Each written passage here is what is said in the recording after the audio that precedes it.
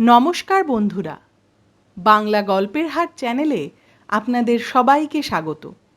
আমি দেবলীনা। আজকে আমি যে গল্পটি পরিবেশন করব তার নাম রুক্মিণী দেবীর খড়গ। গল্পের লেখক বিভূতিভূষণ বন্দ্যোপাধ্যায়। তবে গল্প শুরু করার আগে আমাদের বাংলা গল্পের হাট চ্যানেলটিকে অবশ্যই সাবস্ক্রাইব করে নেবেন আর বেল আইকনটি প্রেস করে দেবেন, যাতে আমরা যখনই একটি নতুন করে গল্প পরিবেশন করব তখনই তার নোটিফিকেশন সবার আগে আপনার কাছে পৌঁছে যাবে। তাহলে আসুন গল্প শুরু করা যাক। জীবনে অনেক জিনিস ঘটে যার কোনো যুক্তিসঙ্গত কারণ খুঁজে পাওয়া যায় না।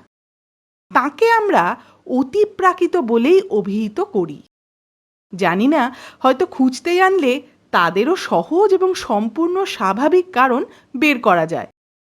মানুষের বিচার, বুদ্ধি, অভিজ্ঞতালব্ধ কারণগুলো ছাড়া অন্য কারণ হয়তো তাদের থাকতেই পারে। এই নিয়ে বিশেষ তর্ক করব না, শুধু এইটুকুই বলবো, সেরকম কারণ যদিও থাকে, আমাদের মতো সাধারণ মানুষের দ্বারা তার আবিষ্কার হওয়া সম্ভব নয় বলেই তাদেরকে আমরা অতিপ্রাকৃত বলেই ঠাউর করি। আমার জীবনে একবার এইরূপ একটা ঘটনা ঘটেছিল, যার যুক্তিযুক্ত কারণ তখন বা আজ কোনোদিনই খুঁজে পাইনি। তাই পাঠকদের কাছে সেটি বর্ণনা করেই আমি খালাস। তাঁরা যদি সেই রহস্যের কোনো স্বাভাবিক সমাধান নির্দেশ করতে পারেন, যথেষ্ট আনন্দ লাভ করব। ঘটনাটা এবার খুলে বলি। কয়েক বছর আগের কথা। মানভূম জেলার চেরো নামক গ্রামের মাইনর স্কুলে তখন মাস্টারি করি। প্রসঙ্গক্রমে বলে রাখি, চেরো গ্রামের প্রাকৃতিক দৃশ্য এমন সুন্দর যে এখানে কিছুদিন বসবাস করলে বাংলাদেশের একঘেয়ে সমতল ভূমির কোনো পল্লী আর চোখে ভালোই লাগবে না। একটি অনুচ্চ পাহাড়ের ঢালু সানুদেশ জুড়ে লম্বালম্বিভাবে সারা গ্রামের বাড়িগুলো অবস্থিত। সব শেষে সারির বাড়িগুলির খিড়কি দরজা খুললেই দেখা যায় পাহাড়ের উপরকার শাল, মহুয়া, কুরুচি, বিল্লবৃক্ষের পাতলা জঙ্গল, একটা বিশাল বড় বটগাছ ও তার তলায় বাঁধানো বেদি, ছোট বড় শিলাখণ্ড ও ভেলা কাঁটার ঝোপ। আমি যখন প্রথম এ গ্রামে গেলাম, তখন একদিন পাহাড়ের মাথায় বেড়াতে উঠে এক জায়গায় শালবনের মধ্যে একটা পাথরের ভাঙা মন্দির দেখতে পেলাম। সঙ্গে ছিল আমার দুটো উপরের ক্লাসের ছাত্র। তারা মানভূমবাসী বাঙালি। একটা কথা, চেরো গ্রামের বেশিরভাগ অধিবাসী কিন্তু মাদ্রাজি, যদিও তারা বেশ ভালো বাংলা বলতে পারে। অনেকে বাংলার আচার ব্যবহারও অবলম্বন করেছে। কি করে মানভূম জেলার মাঝখানে এতগুলো মাদ্রাজি অধিবাসী এসে বসবাস করলো, তার ইতিহাস কিন্তু আমি বলতে পারবো না। মন্দিরটা কালো পাথরের এবং একটু অদ্ভুত ধরনের, অনেকটা যেন চাঁচড়া রাজবাড়ির দশমহাবিদ্যার মন্দিরের মতন ধরনটা। এই অঞ্চলে এরূপ গঠনের মন্দির কিন্তু আমার আর চোখে পড়েনি। তাছাড়া মন্দিরটি সম্পূর্ণ পরিত্যক্ত ও বিগ্রহ শূন্য। দক্ষিণের দেওয়ালে পাথরের চাই কিছুটা খসে পড়েছে, দরজা নেই, শুধু আছে পাথরের চৌকাঠ। মন্দিরের মধ্যে এবং চারপাশে বনতুলসীর ঘন জঙ্গল। সান্ধ্য আকাশের পটভূমিতে সেই পাথরের বিগ্রহহীন ভাঙা মন্দির আমার মনে কেমন এক অনুভূতির সঞ্চার করল। আশ্চর্যের বিষয়, অনুভূতিটা ভয়ের। ভাঙা মন্দির দেখে মনে ভয় কেন হলো এ কথা তারপর বাড়ি ফিরে অবাক হয়ে ভেবেছি। তবুও এগিয়ে যাচ্ছিলাম মন্দিরটা ভালো করে দেখতে। একজন ছাত্র বাধা দিয়ে বলল, যাবেন না স্যার ওদিকে। কেন? জায়গাটা ভালো না, সাপের ভয় আছে সন্ধেবেলা। তাছাড়া লোকে বলে অনেক রকম ভয়ভীত আছে, মানে অমঙ্গলের ভয়, কেউ ওদিকে যায় না স্যার। ওটা কি মন্দির? ওটা রুক্মিণী দেবীর মন্দির স্যার। কিন্তু আমাদের গাঁয়ের বুড়ো লোকেরাও কোনোদিন ওখানে পুজো হতে দেখেননি, মূর্তিও নেই বহুকাল। ওই রকম জঙ্গল হয়ে পড়ে আছে আমাদের বাপ ঠাকুরদাদের আমলেরও আগে থেকে। চলুন স্যার, এবার নামি। ছেলে দুটো যেন একটু বেশি তাড়াতাড়ি করতে লাগলো নামবার জন্য। রুক্মিণী দেবী বা তার মন্দির সম্বন্ধে দু একজন বৃদ্ধ লোককে এরপর অনেক প্রশ্ন করেছিলাম, কিন্তু আশ্চর্যের বিষয় লক্ষ্য করেছি তারা কথাটা এড়িয়ে যেতে চায় যেন। আমার মনে হয়েছে রুক্মিণী দেবী সংক্রান্ত কথাবার্তা বলতে তারা ভয় পায়। আমি আর সে বিষয়ে কাউকে আর কিছু জিজ্ঞেস করা ছেড়ে দিলাম। বছরখানেক কেটে গেছে। স্কুলে ছেলে কম, কাজকর্ম খুব হালকা। অবসর সময়ে এ গ্রামে ও গ্রামে বেরিয়ে এই অঞ্চলের প্রাচীন পট, পুঁথি, ঘট ইত্যাদি সংগ্রহ করতে লাগলাম। এ বাতিক আমার অনেক দিন থেকেই আছে, নতুন জায়গায় এসে বাতিকটা আরও বেড়ে গেল। চেরোগ্রাম থেকে মাইল ৫-৬ দূরে জয়চণ্ডী পাহাড়। এখানে খাড়া উঁচু একটা অদ্ভুত গঠনের পাহাড়ের মাথায় জয়চণ্ডী ঠাকুরের মন্দির আছে। পৌষ মাসে বেশ বড় মেলা বসে। বিএনআর লাইনের একটি ছোট স্টেশনও আছে এখানে। এই পাহাড়ের কাছে একটি ছোট বস্তিতে কয়েক ঘর মানভূম প্রবাসী উঁড়ে ব্রাহ্মণের বাস। এদের মধ্যে চন্দ্রমোহন পাণ্ডা নামে একজন বৃদ্ধ ব্রাহ্মণের সঙ্গে আমার বেশ আলাপ হয়ে গেল। তিনি বাঁকা বাঁকা মানভূমের বাংলায় আমার সঙ্গে অনেক রকমের গল্প করতেন। পট, পুঁথি, ঘট সংগ্রহের অবকাশে আমি জয়চণ্ডীতলা গ্রামের চন্দ্রমোহন পাণ্ডার কাছে বসে তাঁর মুখে এদেশের অনেক কথা শুনতাম।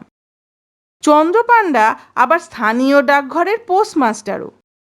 এদেশে প্রচলিত কত রকম আজগুবি ধরনের সাপের, ভূতের, ডাকাতের ও বাঘের, বিশেষ করে বাঘের, কারণ বাঘের উপদ্রব এখানে খুব বেশি, গল্প যে বৃদ্ধ চন্দ্রমোহন পাণ্ডার মুখে শুনেছি, এবং সেই সব গল্প শুনবার লোভেই কত আষাঢ়ের ঘনবর্ষার দিনে বৃদ্ধ পোস্টমাস্টারের বাড়িতে গিয়ে যে হানা দিয়েছি তার হিসাব আমি দিতে পারবো না। মানভূমের এইসব অরণ্য অঞ্চল সভ্য জগতের কেন্দ্র থেকে বহু দূরে। এখানকার জীবনযাত্রাও একটু স্বতন্ত্র ধরনের। যতই অদ্ভুত ধরনের গল্প হোক, জয়চণ্ডী পাহাড়ের ছায়ায় শালবন বেষ্টিত এই ছোট্ট গ্রামে বসে বৃদ্ধ চন্দ্রপাণ্ডার বাঁকা বাঁকা মানভূমের বাংলায় সেগুলো শুনবার সময় মনে হতো এদেশে এরূপ ঘটবে, এ আর বিচিত্র কি, কলকাতার বালিগঞ্জের কথা তো আর নয়। কথায় কথায় চন্দ্রপাণ্ডা একদিন বললেন, চেরো পাহাড়ে রুক্মিণী দেবীর মন্দির দেখেছেন? আমি একটু আশ্চর্য হয়ে বৃদ্ধের মুখের দিকে চাইলাম। রুক্মিণী দেবী সম্বন্ধে এ পর্যন্ত আমি আর কোনো কথা কারোর মুখে শুনিনি। সেদিন সন্ধে আমার ছাত্রের কাছে যা সামান্য কিছু শুনেছিলাম তাছাড়া আর কোনোদিন কিছু শুনিনি। বললাম, মন্দির দেখেছি, কিন্তু রুক্মিণী দেবীর কথা জানবার জন্যে যাকেই জিজ্ঞেস করেছি সেই চুপ করে গিয়েছে কিংবা অন্য কথা পেরেছে। এর কারণ কিছু বলবেন? চন্দ্রপাণ্ডা বললেন, রুক্মিণী দেবীর নামে সবাই ভয় খায়। কেন বলুন তো? মানভূম জেলায় আগে অসভ্য বুনো জাত বাস করত, তাদের দেবতা উনি। ইদানিং হিন্দুরা এসে যখন বাস করলো, উনি হিন্দুদেরও ঠাকুর হয়ে গেলেন। তখন তাদের মধ্যে কেউ মন্দির করে দিল। কিন্তু রুক্মিণী দেবী হিন্দু দেবদেবীর মতো নয়, অসভ্য বন্য জাতির ঠাকুর। আগে ওই মন্দিরে নরবলি হতো। 60 বছর আগেও রুক্মিণী দেবীর মন্দিরে নরবলি হয়েছে। অনেকে বিশ্বাস করে রুক্মিণী দেবী অসন্তুষ্ট হলে রক্ষা নেই, অপমৃত্যু আর অমঙ্গল আসবে তাহলে। এরকম অনেকবার হয়েছে নাকি। একটা প্রবাদ আছে এ অঞ্চলে, দেশে মড়ক হওয়ার আগে রুক্মিণী দেবীর হাতের খাঁড়া রক্ত মাখা দেখা যেত। আমি যখন প্রথম এদেশে আসি, সে আজ 40 বছর আগের কথা, তখন প্রাচীন লোকেদের মুখে এ কথা শুনেছিলাম। রুক্মিণী দেবীর বিগ্রহ দেখেছিলেন মন্দিরে? না, আমি এসে পর্যন্ত ওই ভাঙা মন্দিরই দেখেছি। এখান থেকে কারা বিগ্রহটা নিয়ে যায় অন্য কোনো দেশে। রুক্মিণী দেবীর এসব কথা আমি শুনতাম ওই মন্দিরের সেবায়িত বংশের এক বৃদ্ধের মুখে। তাঁর বাড়ি ছিল ওই চেরোগ্রামে। আমি প্রথম যখন এদেশে আসি তখন তাঁর বাড়ি অনেকবার গিয়েছি। দেবীর খাঁড়া রক্তমাখা হওয়ার কথাও তার মুখেই শুনি। এখন তাঁদেরও বংশে আর কেউ নেই। তারপর চেরোগ্রামেও আর বহুদিন যাওয়া হয়নি।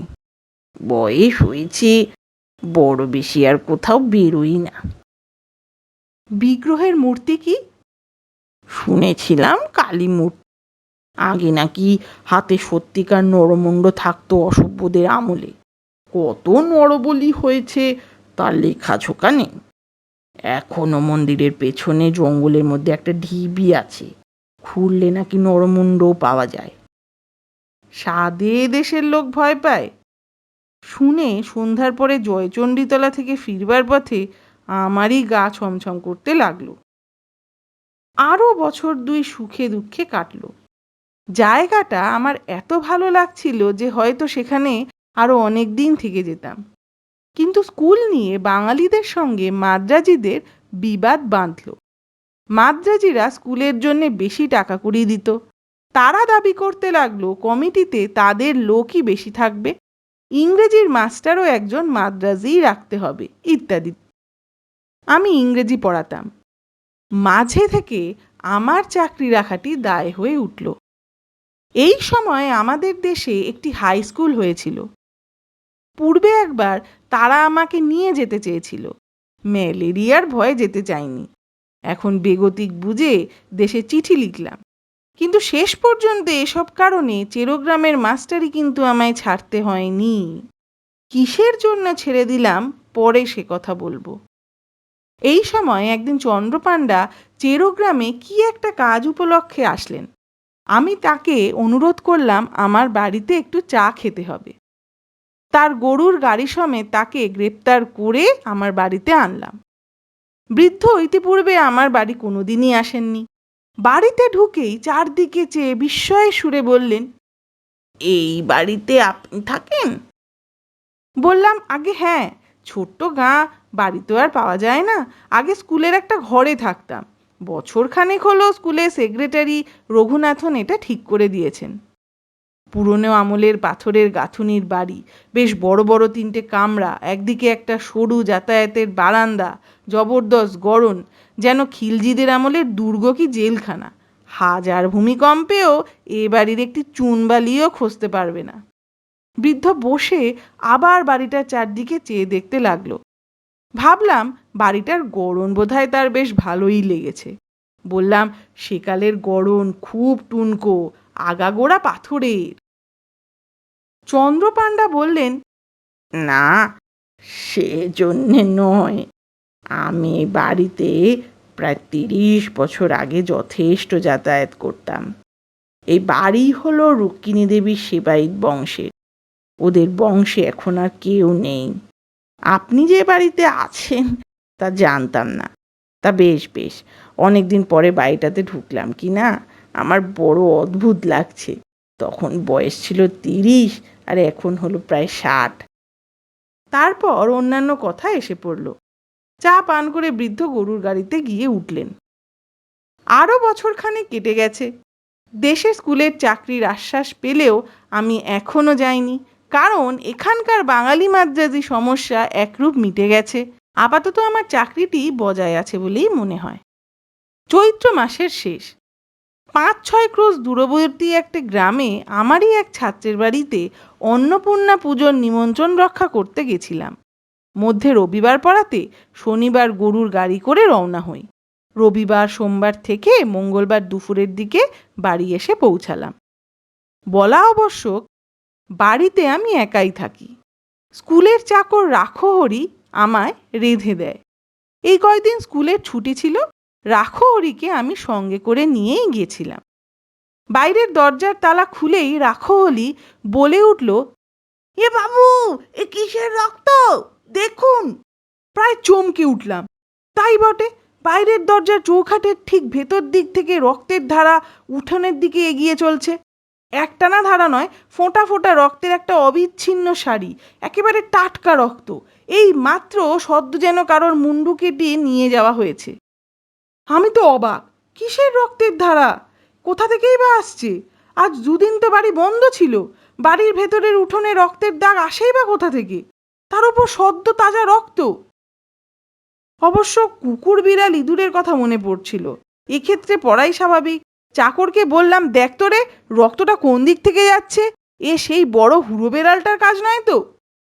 রক্তের ধারাটা গিয়েছে দেখা গেল সিঁড়ির নিচের চোরকুঠির দিকে। ছোট্ট ঘর, ভীষণ অন্ধকার এবং যত রাজ্যের ভাঙা চোরা পুরনো মালে ভর্তি বলে আমি কোনোদিনই চোরকুঠুরি খুলিনি। চোরকুঠুরির দরজা পার হয়ে বন্ধ ঘরের মধ্যে রক্তের ধারাটার গতি দেখে ব্যাপার কিছু বুঝতেই পারলাম না। কত কাল ধরে ঘরটা বাইরে থেকে তালাবন্ধ। যদি বিড়ালেরই ব্যাপার হয়, বিড়াল ঢুকতেও তো ছিদ্রপথ দরকার হয়। চোরকুঠুরির তালা লোহার শিকের চাঁড় দিয়ে খোলা হলো। আলো জেলে দেখা গেল ঘরটায় পুরনো ভাঙা তোবড়ানো টিনের বাক্স, পুরনো ছেঁড়া গদি, খাটের পায়া, মরচে ধরা সড়কি, ভাঙা টিন, শাবল প্রভৃতিতে ঠাসা বোঝাই। ঘরের মেঝেতে সোজা রক্তের দাগ এক কোণের দিকে গেছে। রাখো হরি খুঁজতে খুঁজতে হঠাৎ চিৎকার করে বলে উঠল, বাবু, এতে কি করে এমন ধারা রক্ত লাগলো? তারপর সে কি একটা জিনিস হাতে তুলে ধরে বলল, দেখুন কাণ্ডটা বাবু। জিনিসটা হাতে নিয়ে সে বাইরে আসতেই তার হাতের দিকে চেয়ে আমি চমকে উঠলাম। একখানা মরচে ধরা হাতলবিহীন ভাঙা খাঁড়া বা রামচা, আগার দিকটা চওড়া ও বাঁধানো, বড় চওড়া ফলাটা তাজা রক্তে টকটকে রাঙা। একটু আধটু রক্ত নয়, ফলাতে আগা গোড়া রক্ত মাখানো। মনে হচ্ছে যেন খাঁড়াখানা থেকে এক্ষুনি টপ টপ করে রক্ত ঝরে পড়বে। সেই মুহূর্তে একসঙ্গে আমার অনেকগুলো কথা মনে পড়ে গেল। 2 বছর পূর্বে চন্দ্রপাণ্ডার মুখে শোনা সেই গল্প। রুক্মিণী দেবীর সেবায়িত বংশের ভদ্রাসন বাড়ি এটা। পুরনো জিনিসের গুদাম এই চোরকুঠুরিতেই রুক্মিণী দেবীর হাতের খাঁড়াখানা তারাই রেখে দিয়েছিল হয়তো। মড়কের আগে বিগ্রহের খাঁড়া রক্তমাখা হওয়ার প্রবাদ। আমার মাথা ঘুরে গেল। মড়ক কোথায় ভাবতে পারতাম যদি সময় পেতাম সন্দেহ করবার, কিন্তু তার পাইনি। পরদিন সন্ধ্যার সময় চেরোগ্রামে প্রথম কলেরা রোগীর খবর পাওয়া গেল। 3 দিনের মধ্যেই রোগ ছড়িয়ে মড়কের আকার দেখা দিল। প্রথমে চেরো, তারপর পাশের গ্রাম কাজরা, ক্রমে জয়চণ্ডীতলা পর্যন্ত মড়ক বিস্তৃত হলো। লোক মরে ধুল ধাবার হতে লাগলো। চেরোগ্রামের মাদ্রাজি বংশ প্রায় কাবার হতে জোগাড়। মড়কের জন্য স্কুল বন্ধ হয়ে গেল। আমি দেশে পালিয়ে এলাম। তারপর আর কখনো চেরোতে যাইনি। গ্রীষ্মের বন্ধের পূর্বেই দেশের স্কুলের চাকরিটা পেয়ে গেছিলাম। সেই থেকেই রুক্মিণী দেবীকে মনে মনে ভক্তি করি। তিনি অমঙ্গলের পূর্বাভাস দিয়ে সকলকে সতর্ক করে দেন মাত্র, আর মূর্খ জনসাধারণ তাকে অমঙ্গলের কারণ ভেবে ভুল বোঝে। আমার গল্প পরিবেশনা যদি আপনাদের ভালো লেগে থাকে, তাহলে বাংলা গল্পের হাট চ্যানেলটিকে অবশ্যই সাবস্ক্রাইব করে নেবেন আর বেল আইকনটি প্রেস করে দেবেন, যাতে আমরা যখনই একটি নতুন গল্প পরিবেশন করব তখন তার নোটিফিকেশন সবার আগে আপনার কাছে পৌঁছে যাবে। ধন্যবাদ।